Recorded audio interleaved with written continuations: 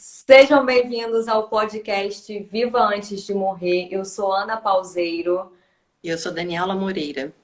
e hoje a gente vai falar sobre as fases do processo de autoconhecimento, parte um. E como a gente começa, Dani? Bom, primeiro eu queria fazer uma introdução, porque quando a gente pensou em como explicar os estágios que a gente atravessa quando começa um processo de autoconhecimento, a gente estava levando em consideração o processo com auxílio. É possível fazer esse processo sozinho? Sim, é. Mas todas essas fases que a gente vai falar, elas vão ser intensificadas. Elas vão ser muito mais exigentes, porque você vai estar sem o apoio de alguém imparcial. Então, isso tem que ser levado em consideração. A outra coisa é que todas essas etapas, elas não são fixas, na medida que cada um tem uma mistura dentro de si. Então, tem pessoas que vão seguir o que a gente vai falar, assim, realmente vai acontecer exatamente dessa forma. Tem gente que vai ter o último estágio no lugar do primeiro, e tem gente que vai ter um estágio que normalmente é super light, de uma maneira muito mais profunda. Então, a gente tem que levar em consideração que isso são guidelines, são indicadores, mas na verdade eles flutuam, eles se transformam por causa da história de cada pessoa. É como se você fosse ler um livro muito bom. Você termina de ler, você tem aquela sensação, gente, adorei esse livro, vou ler mais duas, três, quatro vezes. Cada vez que você lê, você vai ter uma compreensão diferente, porque a realidade interna ela muda. Então, esses estágios do processo vão ser diferentes para cada um. E isso tem que ser levado em consideração. Então, eu acho que já dá para dar uma ideia que tem que haver uma flexibilidade. O processo é sempre único, embora a gente tenha muito em comum. Então, a gente sempre vai cair nesses lugares, mas da sua maneira específica. Basicamente é Importante, isso. sim, é importante falar que, como regra geral, né, todo mundo passa por essas fases. Aí exatamente vai depender de cada um como vai passar e qual, se vai dar um para 5, para 8, para 4, para 3, mas normalmente todo mundo começa com a um, que é da onde a gente vai dar o start aqui. E quando você passa pelo processo de autoconhecimento com alguém que já trilhou esse caminho, que é o processo auxiliado, ou com uma mentoria, com um terapeuta, com enfim, existem milhares de opções, né? Concurso, seja lá como for. Essa pessoa que já passou pelo caminho, ela funciona como um atalho para você chegar mais rápido, para não ficar batendo cabeça, para fazer o processo em menos tempo e até eu arrisco a dizer com mais facilidade. Com mais Ana, facilidade. deixa eu fazer um adendo aí. É super importante Uhum. na hora que você vai buscar uma pessoa, a gente tem a tendência a pensar assim, não, vamos buscar a pessoa mais famosa, ou vamos buscar a pessoa mais catedrática. E isso tem, óbvio, é uma coisa importante. Você tem que buscar uma pessoa que tenha consistência. Mas especialmente no processo de autoconhecimento, mais do que teoria, você precisa buscar uma pessoa que o teu ser intuitivamente sinta um respaldo prático. Ou seja, confia na tua intuição, porque uma parte muito importante desse processo é você ter confiança na pessoa que está. E confiança, ela não nasce do saber, ela nasce da vivência. Ou melhor, ele nasce da vivência. Então, não se obrigue, essa pessoa foi super bem indicada. Você chega lá e detesta essa pessoa. Confia, porque já é um processo desafiador. Então, é muito importante que o primeiro passo seja você prestar atenção na sensação interna. Basicamente, é um processo de confiança. Então, se você já vai com o pé atrás, isso não vai facilitar o teu caminho. Escuta o teu mestre interno, porque ele está sempre buscando o que é melhor para você. E aí acho que a gente pode começar, né, Ana? Aí a gente pode começar. De início, a fase um é reconhecimento da crise. Como que funciona isso? No último episódio, a gente falou um pouco sobre como a gente passa de uma criança feliz, de uma criança que está vibrante, que tem muita energia disponível, para um adulto aprisionado. A gente falou como a gente chega nesse ponto e aí esse adulto aprisionado vai buscar o processo de autoconhecimento. E normalmente essa pessoa tá na dor. Ou tá na dor, ou tá com desgosto, não tá bem, não tá se sentindo bem. Chegou num ponto que tá tão desconfortável, tá tão ruim, a pessoa quer tanto sair desse lugar onde tá, que ela vai buscar esse processo. E aí começou assim para mim, começou assim para Dani, né, Dani? Ninguém se move se está feliz. Se está feliz, você está feliz, que bom, continue assim. Você se move na dor. Então, o primeiro passo é reconhecer: não estou dando conta. Eu não aguento mais viver desse jeito. Meu corpo está padecendo, as minhas relações não estão funcionando, não estou conseguindo lidar bem com o meu trabalho. Enfim, os sinalizadores estão todos lá e, de repente, você desperta e diz: gente, eu vi, aqui não dá. Eu preciso mudar. Esse é o primeiro momento. E o que eu acho mais difícil dessa parte de reconhecer que está na crise, uma das coisas que mais gera resistência em qualquer pessoa para começar a buscar esse processo é a culpa de repente, poxa, mas eu fiz tudo certinho, eu tenho família, eu tenho dinheiro, eu tenho trabalho, eu tenho profissão, eu tenho tudo, mas eu continuo num lugar muito ruim, muito, muito ruim. E isso é uma coisa que dificulta, porque quando você fala que tem tudo, na verdade você segue a cartilha do o Manual da Vida Feliz, que como a gente já sabe, não existe. É aquela coisa que você acreditou que se seguisse passo a passo ia chegar num lugar muito bom e de repente você fez todos os passos e não chegou nesse lugar muito bom. Ao contrário, você fica sobrecarregado com a própria estrutura que você criou, fica aprisionado nessa estrutura, porque uma vez que você monta essa estrutura é difícil sair. A gente vê comumente muitas pessoas seguindo esse manual social da felicidade e aí compram imóveis, compram carros, fazem dívidas imensas, aí tem filhos, aí querem dar o melhor para os filhos, óbvio, né? Que é a intenção dos pais, via de regra, é essa. E aí se encontra aprisionado e começa o processo de deteriorização do corpo, de doenças, de depressão, de ansiedade, de crise de pânico, que agora é muito comum. Hoje mesmo eu recebi o relato de uma seguidora do Instagram falando que tem crises de pânico e que não consegue dormir. Eu estava falando com ela que hoje de manhã, para mim, era umas 7h da manhã, era 3h pouca da manhã no Brasil.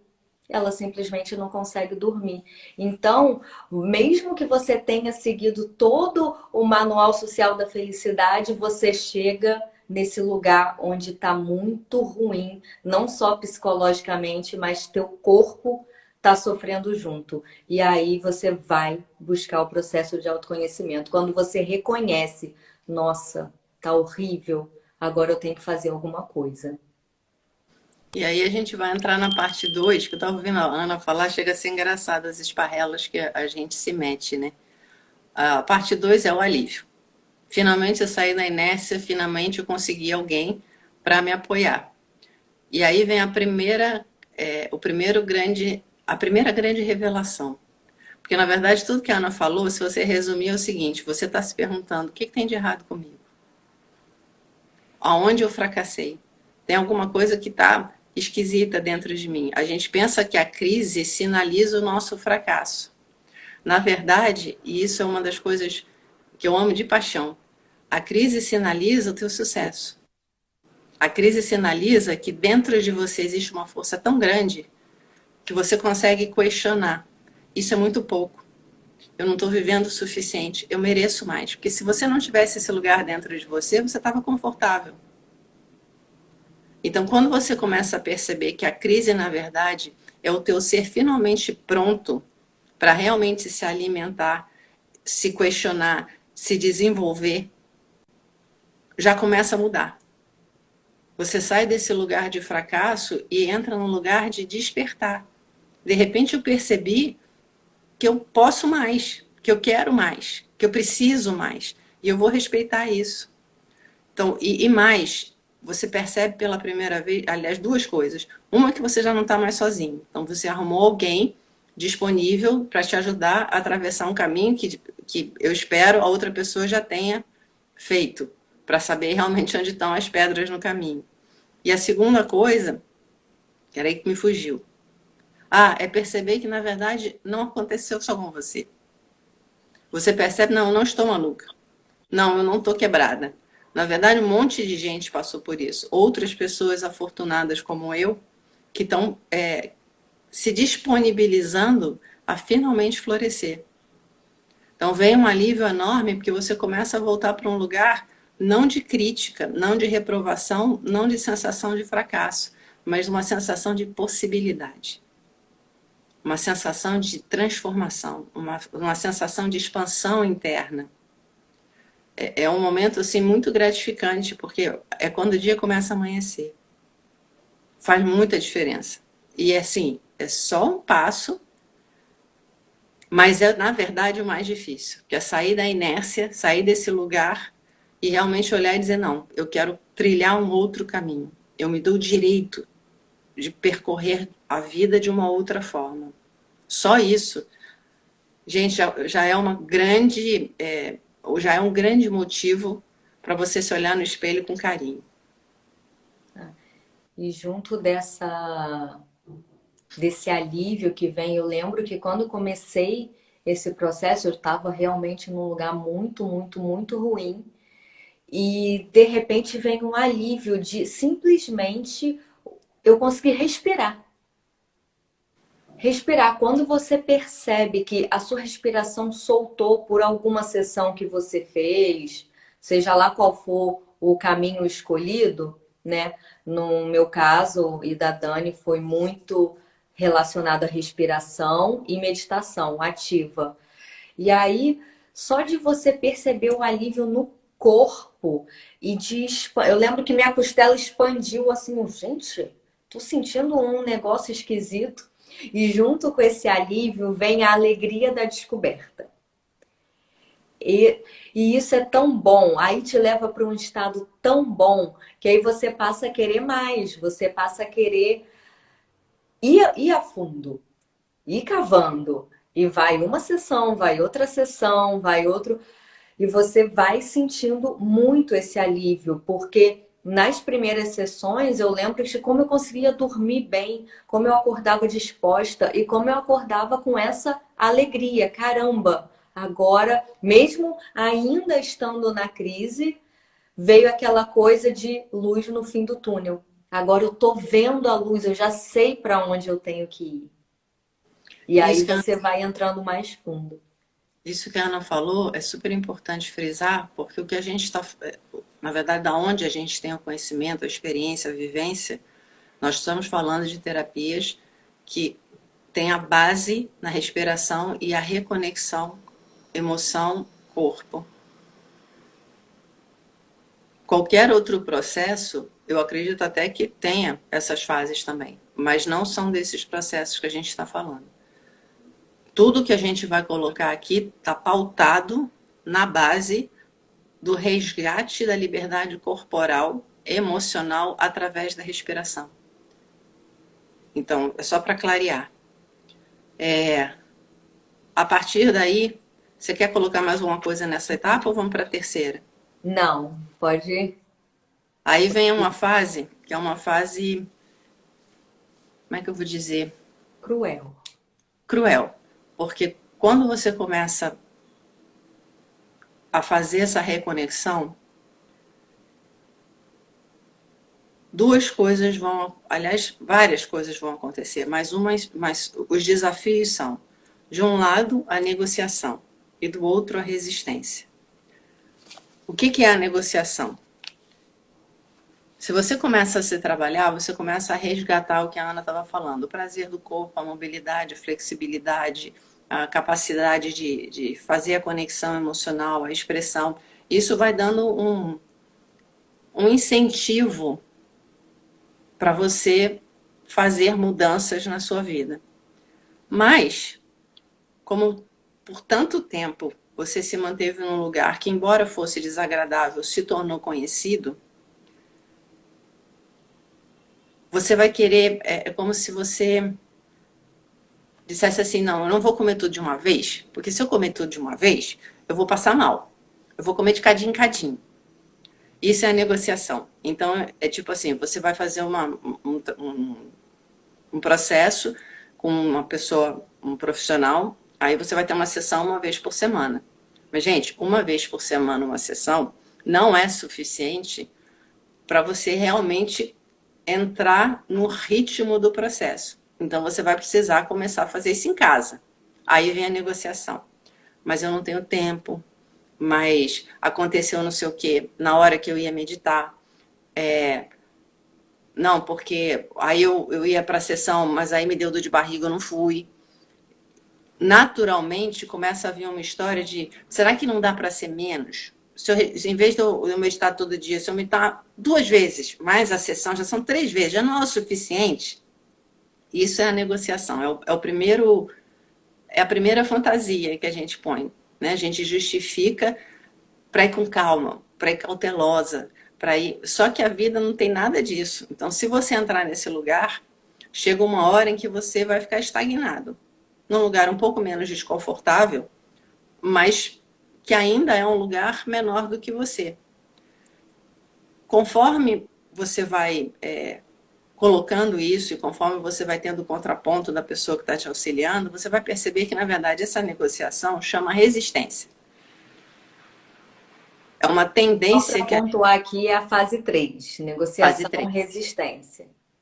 é a fase onde você começa a perceber que, na verdade, existe essa, não só perceber, mas experimentar visceralmente esse mecanismo interno estruturado que te faz temer a totalidade do teu ser, que foi o que a gente teve que construir lá atrás. Então, o que aconteceu lá atrás? Todas as vezes em que eu estava efusiva, expansiva, verdadeira, isso, aquilo, de alguma maneira eu fui tolhida, punida, repreendida, não sei o quê. Então eu aprendi, não, eu tenho que ser contida para ser aceita.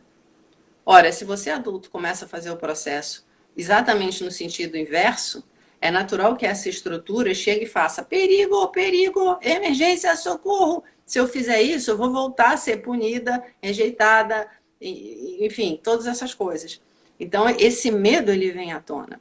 Mas como a gente aprendeu a racionalizar tudo, a gente vem com essas histórias. Eu não tenho dinheiro para ter sessão, eu não tenho tempo, nesse momento não dá, minha saúde não sei o quê.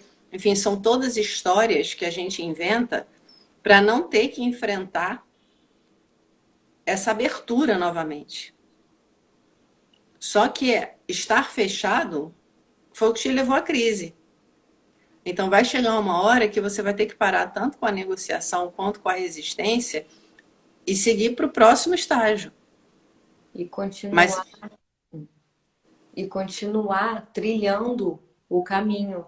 Eu lembro que quando eu entrei nesse estágio, por que a gente entra nesse estágio da negociação? Porque você começa a entrar muito em contato com essas emoções, principalmente o que vem na primeira camada, que é muita raiva. Eu lembro que depois do alívio, que eu me dei conta da raiva que estava guardada dentro de mim, que eu simplesmente reprimia de várias formas. Uma delas era comendo desesperadamente. Quando eu entrei em contato com essa raiva, foi muito difícil. Como que eu saio daqui? O que é isso? Porque eu tô com vontade de matar minha mãe. coisas desse gênero, sabe? Porque uma das coisas que mais veio forte para mim e que não é só para mim, isso vem para as outras pessoas, é o que eu me dei conta, o que eu permiti que fizessem comigo. Isso vem com uma raiva imensa e vem com uma dor, mas uma dor tão grande que é justamente pela intensidade das emoções que estão borbulhando nesse momento que a gente começa a negociar. Ah, não, hoje eu não vou, não vou meditar em casa, eu não tenho tempo, tenho que ir para a faculdade, tenho que fazer não sei o que. Exatamente isso, como a Dani falou. E eu lembro até hoje de um episódio que eu tinha uma sessão e eu sempre fui assim de palavra, eu nunca falto com a minha palavra. Raríssimas exceções. Eu falei que eu ia. E simplesmente o bloqueio era tanto que eu esqueci, que era justamente para não falar, não faltar com a minha palavra. A mente, ela é tão Ladina. astuciosa, tão padina, que foi exatamente isso. Eu não simplesmente dei uma desculpa, eu esqueci completamente. Eu fui lembrar umas 11 horas da noite, que já tinha acabado a sessão há muito tempo. Então, por que eu falei da crueldade desse processo? Porque desse processo, dessa fase 3 que é de negociar e resistir. Porque é nesse lugar que muita gente para. É nesse lugar, antes de fazer uma virada, que a gente vai falar mais à frente, nesse lugar que muita gente estaciona e aí fica só esvaziando o balde quando ele chega no topo, né?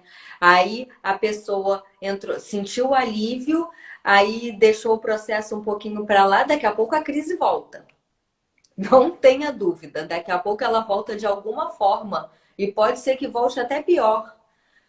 Igual você começar a tomar antibiótico e não parar, sabe? Que parece que a bactéria volta pior depois. No processo de autoconhecimento pode ficar até assim. Você foi lá, se trabalhou, sentiu aquele alívio e foi embora. Depois a crise volta. Aí a pessoa vai lá, se trabalha de novo, mais um pouquinho, faz mais umas sessões, respira mais um pouco, aí medita em casa, aí dá aquele alívio de novo. Ah, agora eu não tenho tempo. Aí, e fica nisso para sempre. É tão triste ver Engraçado. quando a pessoa fica estacionada nisso. Você falando esse troço me lembrou aquela figura patética do estudante profissional. Do cara que passa 15 anos dentro da faculdade, que, enfim, só em alguns países subdesenvolvidos isso é possível, mas tem gente que fica nisso, é o estudante profissional. E acha, e consegue justificar, não, mas eu estou na faculdade, né? Eu estou aprendendo isso, aquilo. O cara não dá conta que o medo que ele tem de se profissionalizar é tão grande que ele se aleja num lugar de só buscar um conhecimento. E esse lugar continua sendo mais desagradável ainda, porque no fim das contas você vê a vida passando. Você pode até fingir que não vê, mas você vê. Então eu devia estar produzindo, eu devia estar criando, eu devia estar me expandindo, mas na verdade eu estou só naquele lugar. Não, deixa eu estudar mais um pouco, deixa eu aprender mais um pouco. Eu ainda não estou pronto, não sei o quê. Fica mais difícil a crise, a seguinte crise fica mais complicada exatamente por causa disso, porque fica cada vez mais difícil, conforme você vai aumentando o nível de consciência, você continuar se enganando. E aí eu vou pegar um gancho na história da raiva, porque isso é uma coisa muito importante que eu vejo recorrentemente. As pessoas têm a sensação que sentimentos são agentes do desequilíbrio. Isso é um erro absurdo. Os sentimentos, na verdade, eles acontecem para te manter no equilíbrio. É o sentimento que te torna humano. No momento em que você abre mão dos sentimentos, você entra na patologia. Você passa a não ter o contrapeso. Da mesma maneira que você tem a ação e a reação, o equilíbrio humano ele depende da racionalização e da emoção. Se você não tem essas coisas muito claras caminhando um no outro, você se perde. E no caso da raiva, foi cruel o que fizeram, né? Porque as pessoas conseguiram enfiar a goela abaixo de todo mundo, que raiva, ela é violenta. E isso é uma das mentiras mais criminosas que alguém poderia imaginar. Raiva é energia de vida. A raiva, ela não é de forma nenhuma violenta. Ela é assertiva, ela é clara, ela é honesta, ela é o necessário para o movimento. A inconsciência da raiva é que traz a violência. E todas as vezes que você tiver raiva, você deveria parar e se perguntar assim, aonde eu não consegui respeitar o meu ser? A raiva é a sinalização que você deixou alguém te atropelar, porque você foi incapaz de colocar limite. Você foi incapaz de permitir a sua raiva e chegar e dizer, não, deu. Quando você tá na... É tipo assim, pensa num ninja. O ninja é flexível, eficiente. Por quê? Porque aquilo, a energia flui. Agora, se você pegar aquelas pessoas que você diz assim, gente, ele é colérico, qualquer coisa ele explode. Isso é inconsciência da raiva. A raiva, ela precisa ser resgatada porque ela é energia de vida. É o que te faz, inclusive, chegar uma hora e dizer, basta, eu não vou mais ficar nesse lugar. Eu quero fazer diferente. Você precisa fluir nessa energia para conseguir viver. É básica. E quando você teme a sua raiva, o que acontece? Você alimenta o medo. Porque você nega a sua estrutura primeira, que é de enfrentar a vida. É aceitar o risco. Você precisa resgatar isso. E a gente tem a tendência a ficar com medo. E aí no medo, tudo acontece. Todos esses desequilíbrios são exatamente pautados nessa falta de harmonia interna. Como eu não tenho coragem de me colocar, tudo vira uma grande ameaça. E se você está o tempo inteiro assustado, apreensivo, tenso, o que você acha que vai acontecer? No momento em que você resgata a sua raiva, aí você vai explodir no amor. Chega a ser bizarro. Porque, na verdade, raiva é a capacidade de você se manter aberto para a vida. E você não ama se você não estiver aberto para a vida.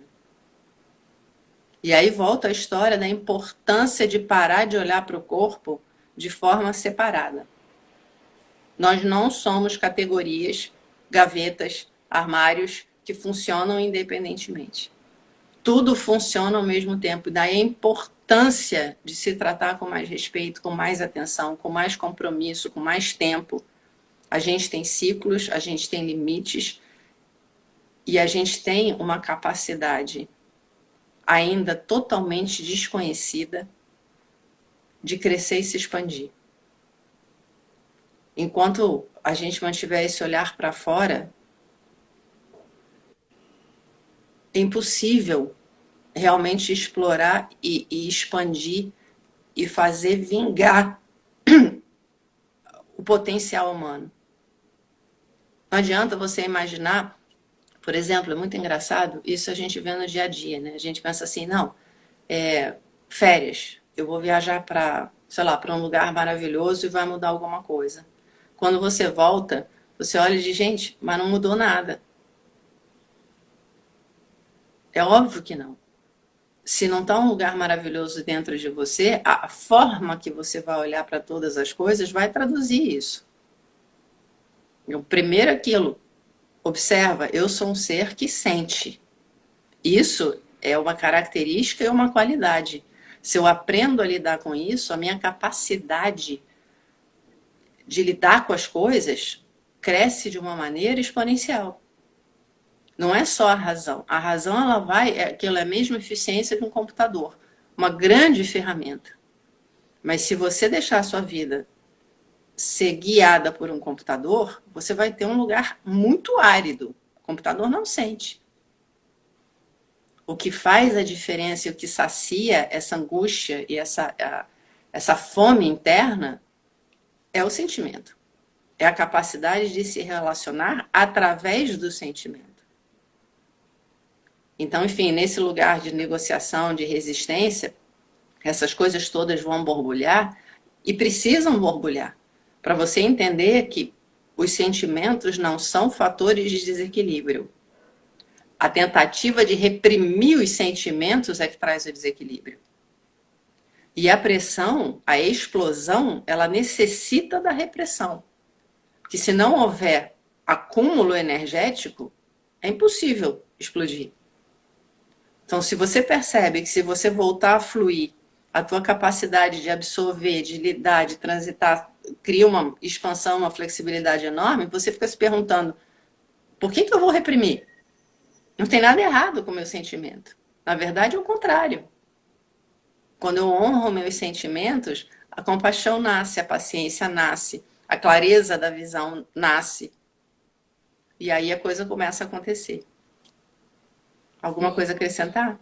E a despeito de qualquer tipo de negociação e resistência que venha a aparecer durante o processo de autoconhecimento, porque elas vão aparecer principalmente porque entre todas as fases do processo de autoconhecimento, negociar e resistir é uma coisa que a gente aprende desde criança, que a gente é muito treinado.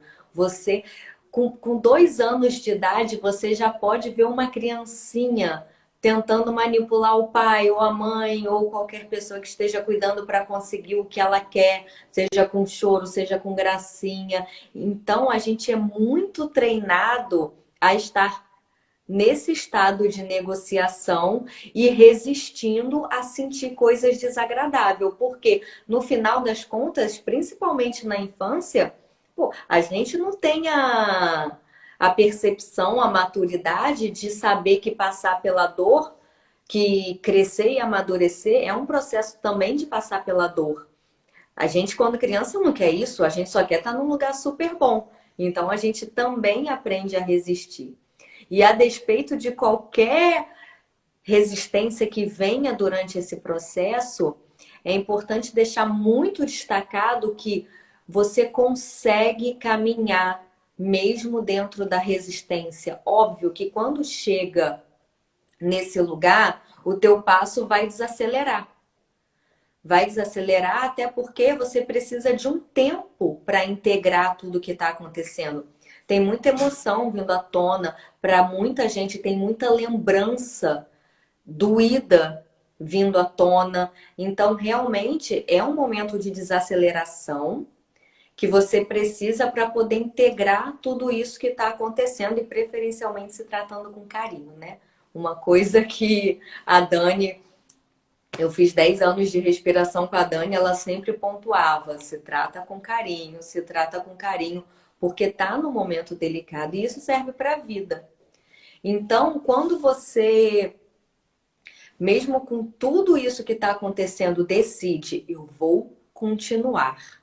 Eu vou continuar porque eu não quero voltar lá para aquele lugar inicial que foi exatamente o que me fez procurar esse processo. Você com ajuda, até sem, que é um pouco mais difícil, como a gente falou, mas com a ajuda de quem já trilhou esse caminho, você consegue continuar, mesmo na resistência, mesmo no medo, mesmo na dor. E aí é quando a gente aprende a caminhar no medo. Eu lembro nas sessões de respiração que tinha, quando eu estava muito nessa fase de resistência, mais ainda decidindo continuar, falei, daqui eu não vou parar, daqui eu não, para lá onde eu estava eu não volto por nada, não tem possibilidade. Eu sei que eu preciso continuar, mas está muito difícil. Aí eu lembro que eu ia respirar, eu respirava assim. Aí ficava com a boca bem quase fechada, respirando.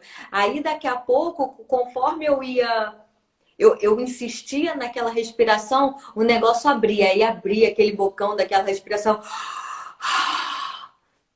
que o processo de respiração exige. Ou até no momento de silêncio eu ficava lá pensando, pensando, pensando. E daqui a pouco, de tanto insistir em estar lá e não se mexer e manter a conexão com a respiração, alguma coisa soltava. E aí vinha aquele bem-estar imenso. E aí, quando você insiste, que a gente passa para o quarto estágio, que é quarto, isso, que começam a vir os insights. E aí, quando você decide caminhar nesse medo e entra nessa fase dos insights, é uma coisa tão linda, é uma coisa tão linda, porque começa a ter uma compreensão do processo. Você começa a entender da onde veio, por que veio, começa a brotar amor e compaixão e um respeito imenso por si próprio, de ter passado por tudo que passou e ter sobrevivido. E o despertar dessa força te abre um leque de escolhas que você imaginou que não tinha. Na verdade, o processo do autoconhecimento, ele tem muito a ver com expansão da capacidade de escolher e, consequentemente, resgatar a liberdade. Para mim, assim, não há nada mais importante do que você se sentir livre para ser você mesmo.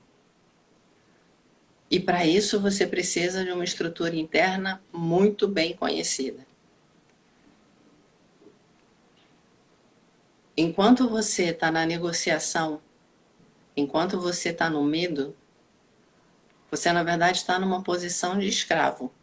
Porque você, se eu fizer isso, eu corro o risco daquilo. Se eu fizer aquilo, eu corro o risco do abandono, da rejeição. Então, o teu grau de ação, ele fica muito pequeno. Eu preciso dessa pessoa, eu preciso desse emprego, eu preciso de não sei o quê, eu não sobrevivo sem isso. Quando você começa a se trabalhar e começa a limpar essa leitura emocional infantil, você dá conta que, peraí, eu não preciso aceitar um chefe abusivo. Eu vou arrumar outro emprego. Eu não preciso ficar numa relação infeliz. Eu vou ficar sozinha até poder me relacionar com alguém que me faz feliz. Você começa a perceber que a realidade, na verdade, nunca foi real, entre aspas, porque você estava decodificando num lugar emocional infantil. É engraçado, eu vou pegar um exemplo atual, né? Teve todo esse burburinho com a história do tapa lá do Will Smith e companhia, e consequentemente eu vi muitos posts das pessoas dizendo não, porque com doença não se brinca, porque doença não é piada. E é doido, porque me vem assim, imediatamente, e é engraçado que isso aconteceu comigo quando eu era muito pequena, eu tinha, sei lá, uns 11, 12 anos, eu usei aquele aparelho de freio que chamava, que eu não lembro qual é o nome técnico, mas era aquele aparelho que ficava fora. E eu fui pro colégio, e óbvio, na primeira oportunidade veio um imbecilzinho fazer piada, né? E foi a coisa mais engraçada, porque aí vem aquela história, né? Isso foi um presente para mim, que eu não sei por que eu recebi. Ele fez a piada, eu olhei para ele, gente, eu era pequena, e eu olhei e falei, gente, esse guri é um imbecil. Basicamente, na hora, me veio aquela consciência, esse guri é um imbecil. Porque aquilo, eu sei o sacrifício que os meus pais estão fazendo, eu sei que isso é pela minha saúde, eu sei a grande quantidade de amor envolvido, pelo cuidado que os meus pais estão tendo de me dar um troço que na época era a grande solução para, né, dente fora de linha, enfim, isso, aquilo. Vinha aquela sensação de, tô pondo o dente no lugar, quer dizer, não tem uma coisa de fracasso comigo. Aí eu lembro que eu dei uma resposta qualquer, mas foi tão vinda do coração que o resto do tempo que eu usei o raio do aparelho, eu nunca tive problema, ninguém nunca mais fez gracinha comigo. E aí me veio, quando eu vi essa história toda, eu falei, gente, é muito engraçado, porque você dá poder para um cara infeliz é uma escolha tão esquisita. Tanta coisa tem sido feita no sentido de, não, você não pode ofender, não, você não pode se expressar mal, não, você não isso, você não aquilo. Ninguém para perguntar, por que eu estou dando poder para um idiota? Por que eu estou permitindo que um idiota me machuque? Então, aquilo, eu estou num momento vulnerável, eu estou com a saúde abatida. Ainda assim, eu vou dar poder para o idiota? Ao invés de eu olhar e dizer, gente, ele está falando dele. Ele está se mostrando, isso não tem nada a ver comigo. Isso é o que a meditação e o autoconhecimento traz. É você olhar e ver as coisas de uma maneira, aí sim, racional. Porque o teu emocional, ele fica tão limpo que você não precisa decodificar como um dramalhão. Você põe as coisas no lugar. Então, se uma pessoa chega e diz, você é burra, se você se sentir ofendida, para e vai buscar onde dentro de você acredita que aquilo é verdade.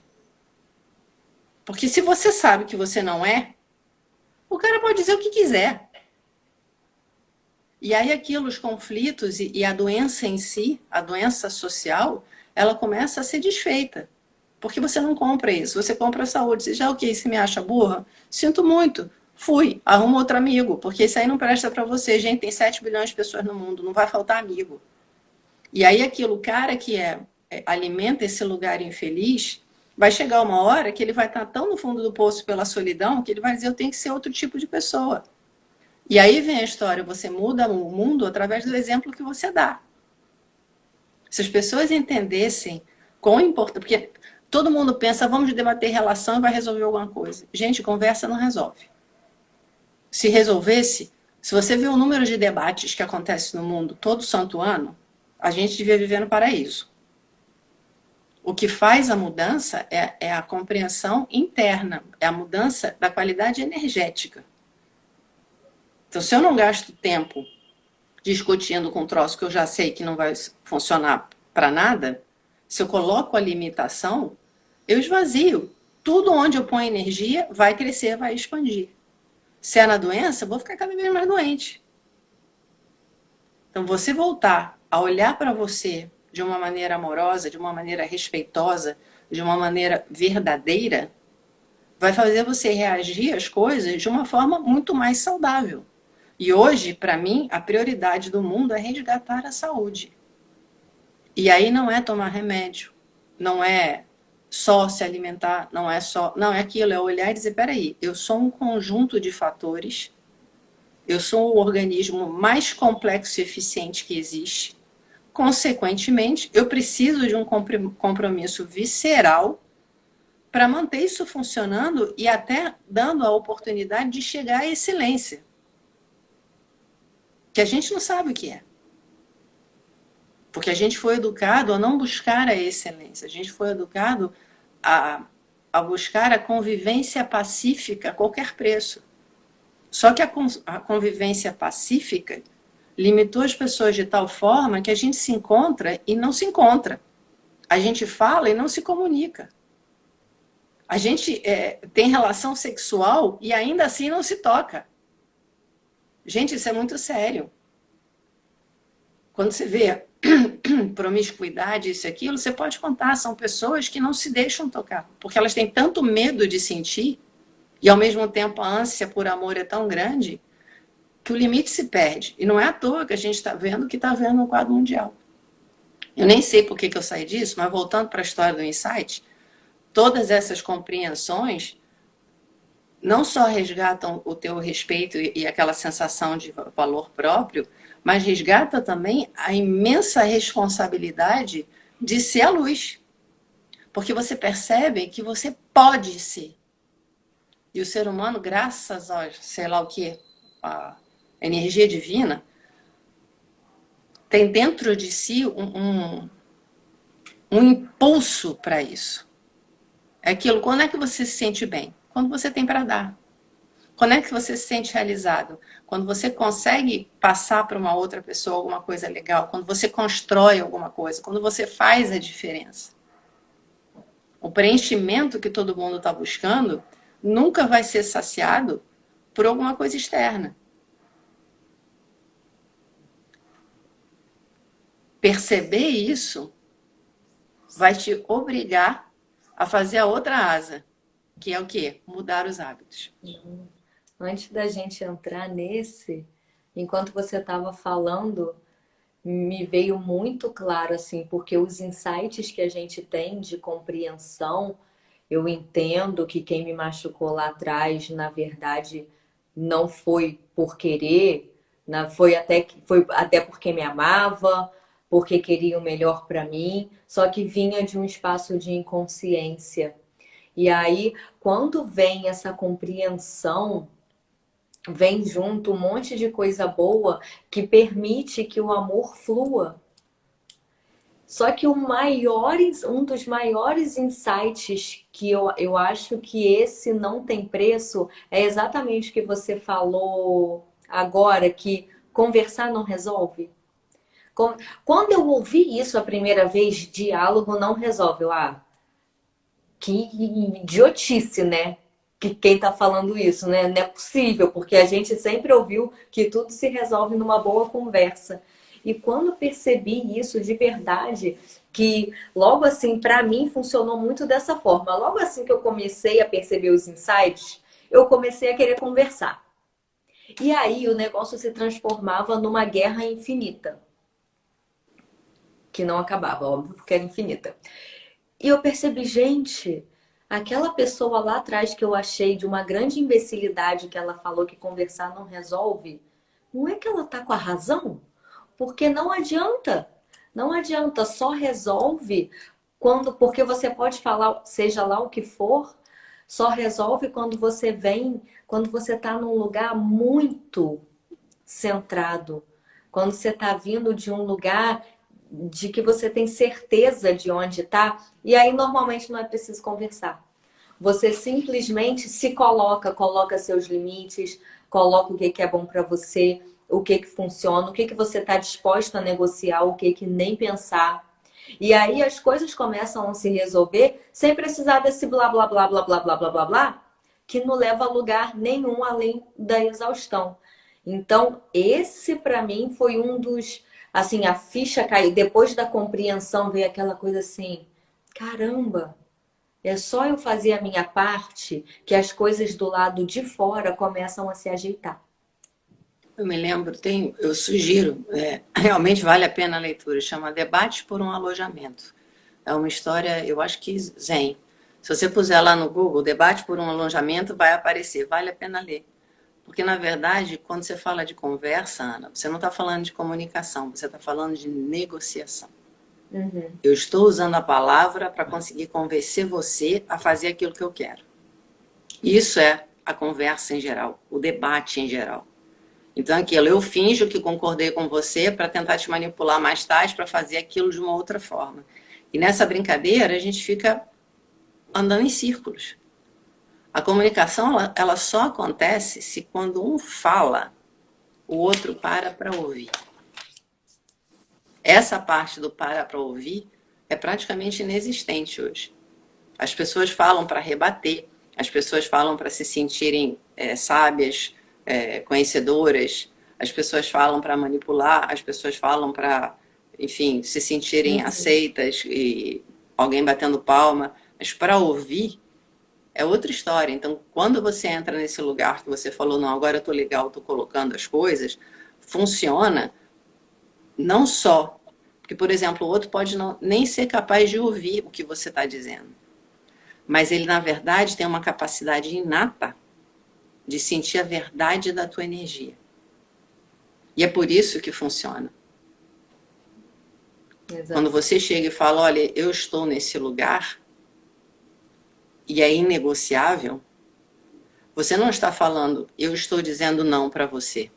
E a pessoa sabe isso, porque ela percebe a importância energética que você está dando e o respeito que você está tendo por ela para se colocar de uma maneira tão clara, para se desnudar na frente dessa pessoa. Então, independente da compreensão, eu já vi isso acontecer N vezes. Eu não entendo o que você está dizendo, mas eu respeito o que você está dizendo. E a pessoa muda por causa disso, mesmo que ela não compreenda, porque aquilo são níveis de consciência totalmente diferentes. Só que é tão claro que aquilo é um lugar amoroso dentro de você, que como ser humano, nessa fagulha divina, fica claro, eu não tenho o direito de interferir nisso. Eu preciso, porque eu me importo, porque eu gosto, respeitar esse lugar dessa pessoa. E é nesse sentido que eu falo, não adianta conversar. Você precisa ter essa clareza interna, que aí é fácil. Até porque mesmo que a pessoa racionalmente não consiga compreender, tem uma sensação interna que ela reconhece, que ela nasceu com ela. E aí as coisas fluem. Olha, e é isso que acontece aqui em casa o tempo todo. De repente eu venho de um espaço que o Fábio, eu não tô entendendo. Falei, eu faço, eu não preciso entender. Isso me machuca. Eu sei que não é a sua intenção, mas isso me machuca. Não tô nem pedindo para você mudar. Só estou colocando esse ponto que está acontecendo. E daí, normalmente, nada mais precisa ser feito. Normalmente é isso que acontece. E aí, quando a gente consegue ter essa compreensão, e aí eu tô falando de compreensão com todo o seu ser, não é a compreensão racionalizada. Ah, eu entendi. Na fase um você reconhece a crise. Na fase 2 você sente um alívio. Aí na fase 3 você tem uma resistência ali, porque tá rolando um medo de lidar com as emoções. E na fase 4 você que eu tava falando? Você tem Insight. os insights, você tem a compreensão. Ah, entendi. Não, não é entender assim racionalmente. É quando você tem aquela. Quando parece que acende uma luz que faz. "Ah, entendi.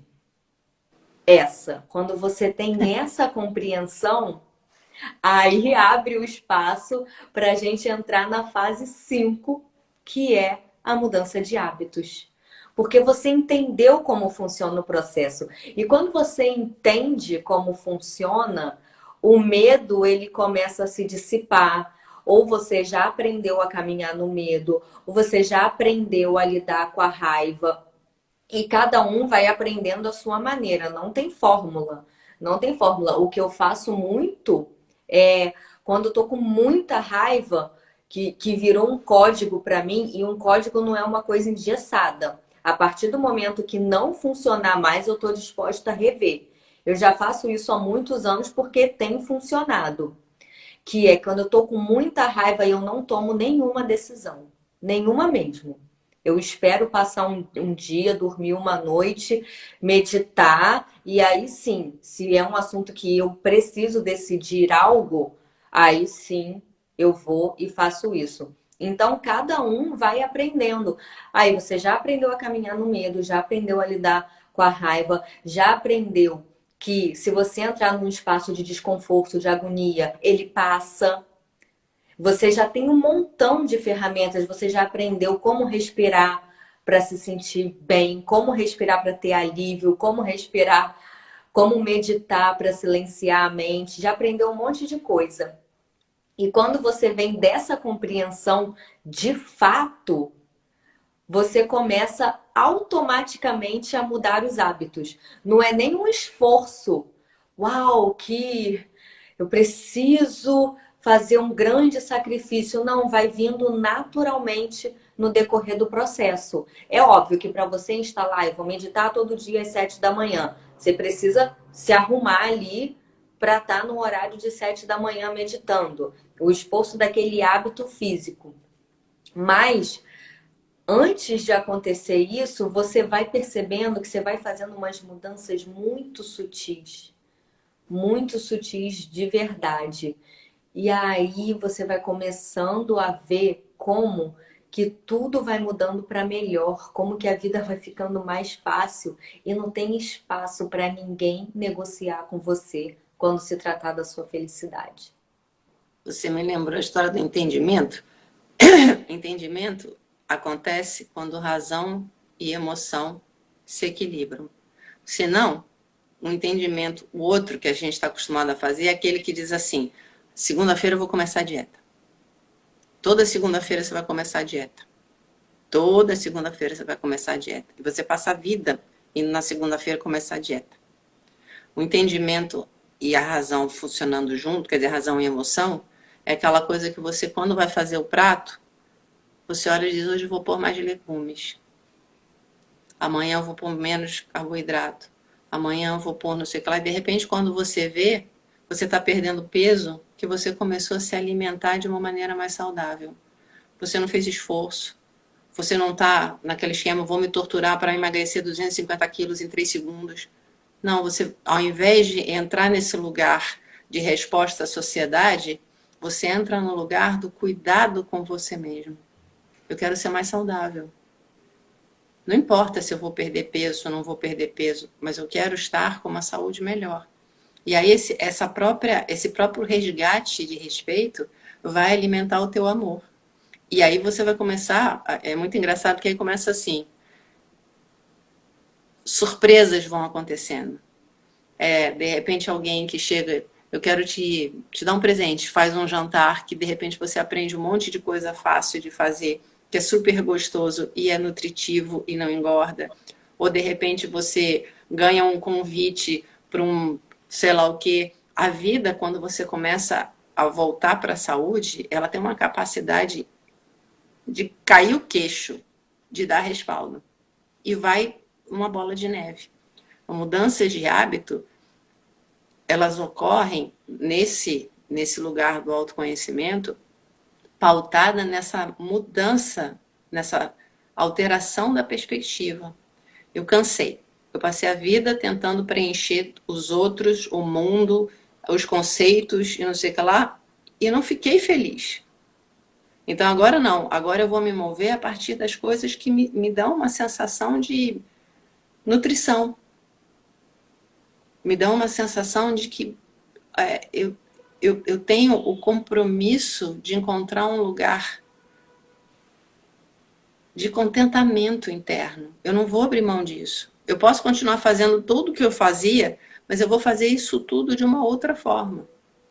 Então, um dos grandes insights também que você uma hora vai dar de cara é que não importa o que você faz, importa é como você faz. Você pode lavar a louça xingando Deus e o mundo porque você está tendo que lavar a louça. Como você pode lavar a louça? Aliás, eu vou dar até um exemplo de uma amiga que eu acho um grande barato. Ela detestava fazer comida. Detestava. E, consequentemente, a rotina dela era um inferno. Porque, basicamente, se você fazia um troço que você não gosta, então tudo dava errado. O troço atrasava, esquecia de não sei o quê. Era sempre um inferno. Aí ela começou a se trabalhar, se trabalhar, se trabalhar. Um determinado momento, entrou num raio de um site lá, numa pessoa, um chefe de cozinha que ensina um monte de coisa de nutrição, que é fácil de fazer isso e aquilo. Hoje é um passeio no parque, que ela fala, eu parei de fazer comida e comecei a fazer nutrição para mim e para minha família. Tudo mudou. Então, esse tipo de coisa não vem de uma compreensão racional. Você precisa fazer o processo do respaldo emocional. Aí, aquilo que seria obrigação vira compromisso. Aquilo que é peso vira força. Só porque você mudou o teu lugar interno. E aí os hábitos começam realmente a florescer de outra forma. Não é o que você faça. Não existe nada mais idiota do que a gente dizer assim, eu decidi fazer isso. Observa quantas vezes você decidiu fazer alguma coisa e que não fez. Decidir alguma coisa, eu tenho, como chama aquilo? Quando você põe a vontade. Você faz pelo esforço, não, eu tenho força de vontade.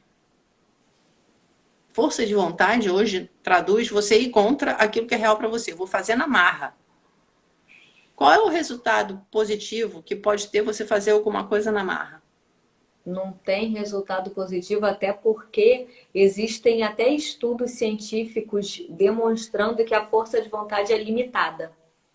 É limitada. É como se fosse um músculo, assim, que você treina, treina, treina, mas chega uma hora que ele tá fadigado. Você pode querer, agora eu vou levantar tal peso, mas o braço não levanta por nada nesse mundo, é limitado. Então, se você não muda o lugar da onde você está vindo, de se tratar com mais amor, não adianta que não vai funcionar. Eu lembro que eu passei por esse processo de odiar cozinhar. Parecia até que você estava falando de mim. E agora não.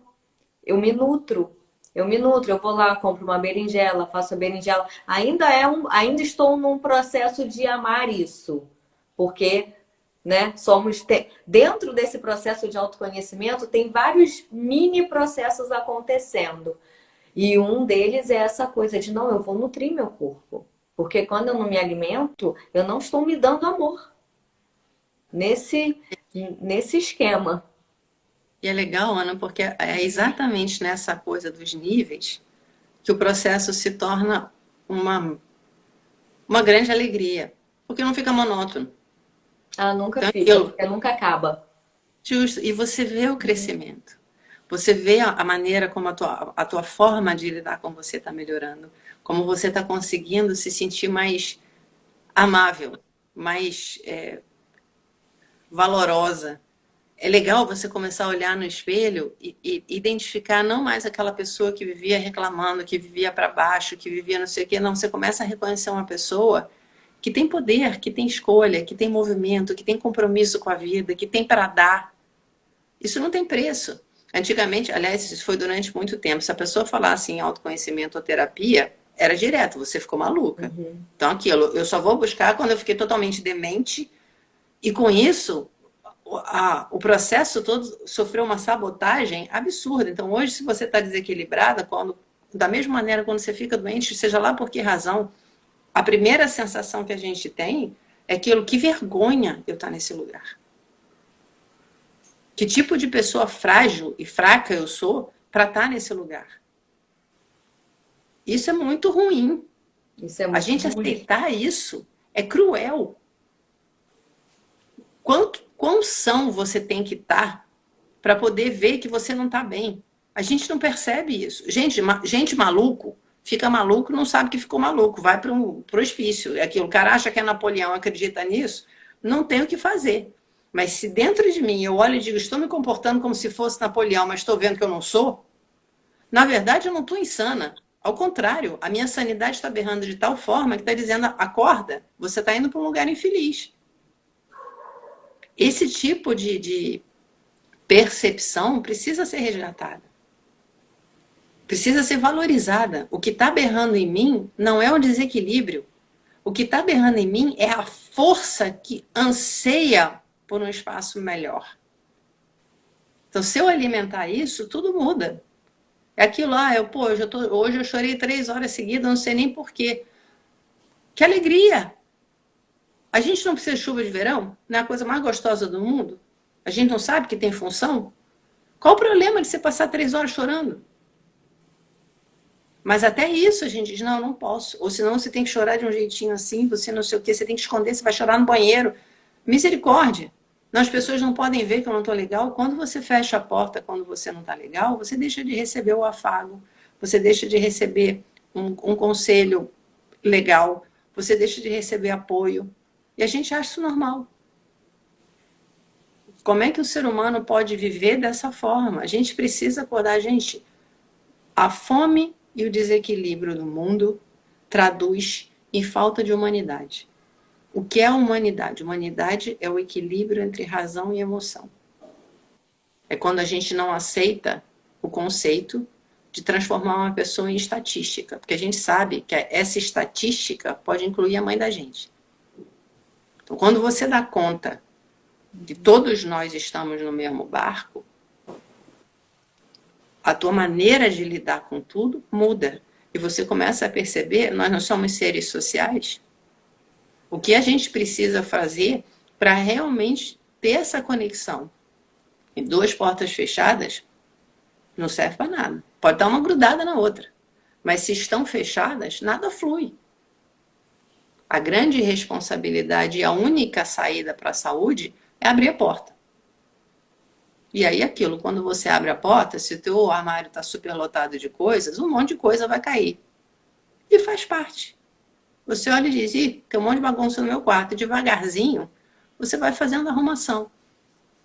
O processo do autoconhecimento, eu realmente acho, por tudo que eu conheço, por tudo aquilo que eu já vivi a nível pessoal, é um processo que ele precisa ter 2 coisas claras. Uma que é para a vida toda. Isso aí, não pense que você vai fazer, eu vou começar a meditar isso e aquilo, 3 meses tá bom. Não, você aprende a meditar em 3 meses, vai ter que meditar a vida toda. E a segunda coisa, você tem que fazer isso de uma maneira respeitosa e amorosa com você.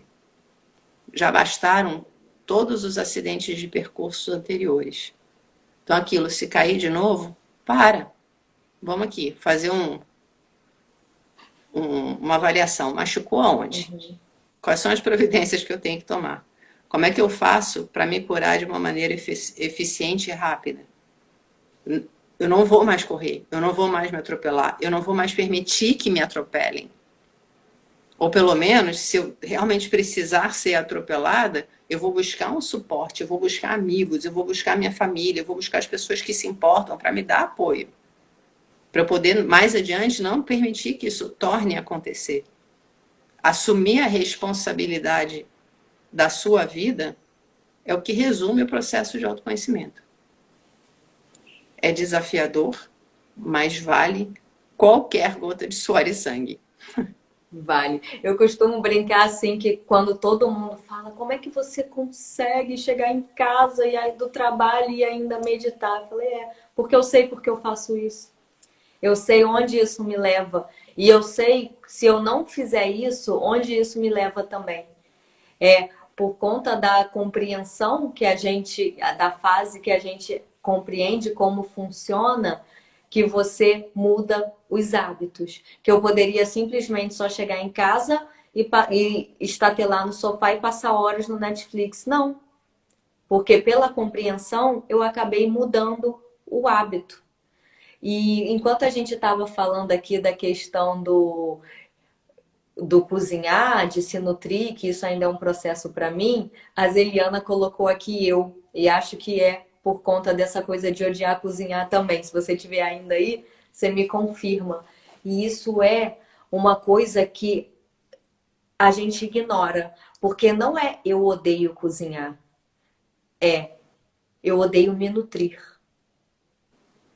Eu não tenho a capacidade de me nutrir. Da onde isso está vindo? Mesma coisa com massagem, não é. Eu até falei um pouquinho sobre isso ontem. Não é sobre eu odeio massagem. Eu odeio que me toquem. Da onde está vindo isso? Da onde está vindo? Sim, sim, ela botou, acabou de botar assim. Então é ficar esperta que mesmo que você não tenha capacidade de virar chefe de cozinha nesse momento, ou fazer uma sessão de massagem por dia, ou qualquer outra coisa que te prive do bem-estar, de estar bem nutrido, de trazer amor para sua vida, é começar a perceber da onde vem isso. Por que que eu não consigo me nutrir? Eu sei porque eu passo por isso também. Uma das maiores dificuldades do meu processo é a nutrição. Nutrição mesmo, do alimento. Então, da onde está vindo? Por que que eu não consigo me alimentar? Porque se eu não me alimento, eu não estou dando combustível para o meu corpo, eu não estou dando vida para o meu corpo. Da onde vem isso? Mesma coisa com a massagem, que eu odiava.